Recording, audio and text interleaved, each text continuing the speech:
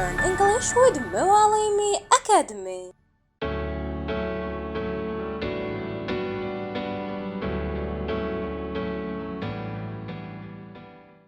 Hi there. Can I meet with the person in charge of hiring? Hello. Sure thing. But can I know the reason for your visit? I'm here for a job interview. I got a call yesterday asking me to come today. Got it. Can I have your full name for reference? Of course. It's Nate William. I'm here about the supervisor job. All right. Give me a minute to inform the manager about your arrival. Okay, I'll sit over there. Just call me when I'm needed. Here we go. Breathe, Nate. You've got this. You're the best fit for this.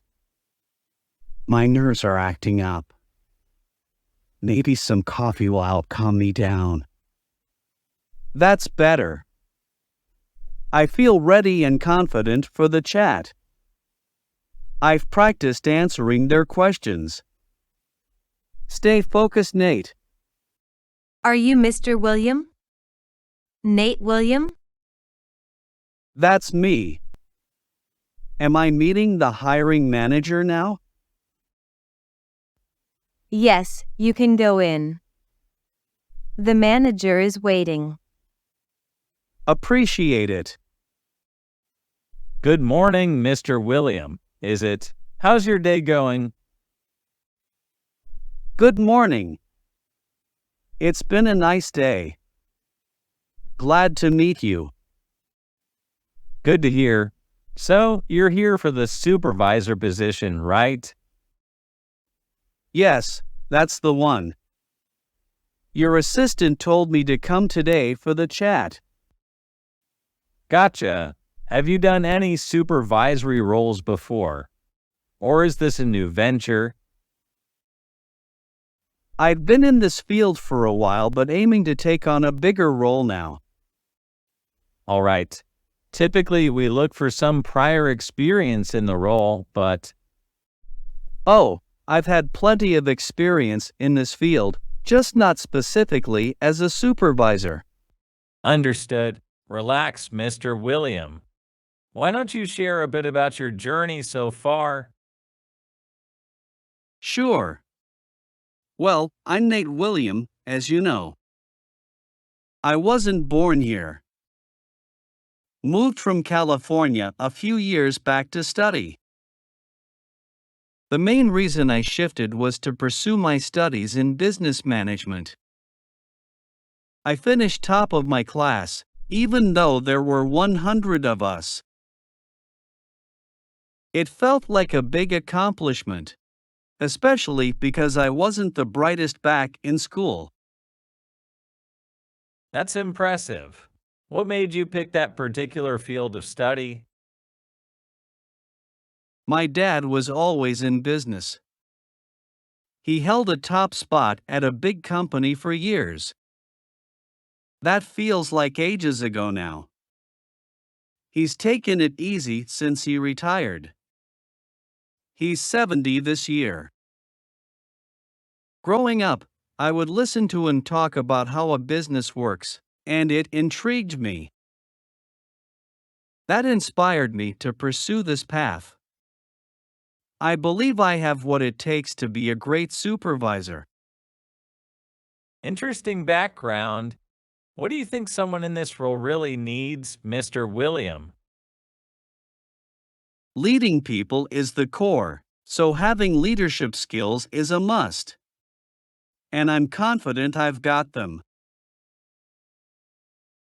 That's quite a claim. Can you share a story or instance showcasing your leadership? Back in California, school wasn't always my strong suit, especially subjects like math. Yet, I was voted as the student president for 3 straight years, which was quite an honor. During that time, I worked with others to bring positive changes to our school community. But if you weren't the top student, how did you end up as president? People trusted me. They saw my knack for handling challenges and believed in my leadership. Good to know. Now, tell me a bit about your family. Who are they and what do they do? I've got 2 brothers and a sister. They're all in California, staying in our family home. I'm the odd one out, the only one who left home, chasing dreams outside of California. I had this burning desire to further my education, so I worked to fund my studies. That's commendable. So tell me, what would you say are your biggest strengths and areas to work on? I pride myself on being responsible.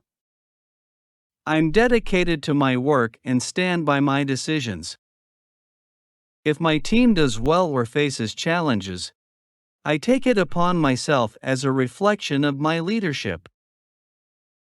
Commitment is also key. If there's extra work, I'll be the first to roll up my sleeves and dive in. But on the flip side, I can be a tad headstrong at times. Sometimes I mistake my strong beliefs for the only path forward, but I recognize that. I know the fine line between being passionate and being inflexible, and I'm learning to balance it. Passion can indeed be a double-edged sword. It's about channeling it the right way. Over my 5-year stint in business, I've picked up on that and learned to adapt. Good to hear. What about high-pressure situations? Can you handle them? Absolutely. My experience has been filled with tight deadlines and pressure-packed situations. It's par for the course in this industry. Every day brings its own set of unique challenges. I've learned to keep a cool head under pressure and guide my team to meet our goals. Sounds like you've seen a lot. So, what's the single most challenging thing you've faced in your journey? Throughout my life, I've always been up for a challenge. Even as a kid, I took on obstacles head-on. If I had to pick the toughest, it was probably moving to a new city on my own. That decision wasn't easy. Sorting out finances, finding a place to stay, landing a job to cover my expenses, it was a lot. Those times tested me, but in the end, I managed to come through and grow from it. I appreciate your openness. Look, Mr. William, I don't often take chances on folks without a lot of experience. But listening to you, I feel you bring something unique to the table and might be right for us. And I believe that with the right guidance, you can quickly grasp how we operate and lead our teams. We're a recognized name in this town, so we always want team members who uphold our reputation. I believe you've shown potential in this chat. How about meeting the general manager tomorrow for some more insight? He'll fill you in on the nitty-gritty of the company and what you can expect. I can't express how grateful I am. I assure you, I'll give my all to this role and the company. Glad to have you on board, William. We at A&A Enterprise look forward to seeing you tomorrow morning. Thank you for this chance. I'll make sure to be here bright and early tomorrow.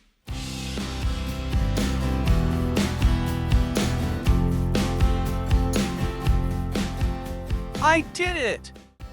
I really did it! I believed in myself, and it paid off. Whoa!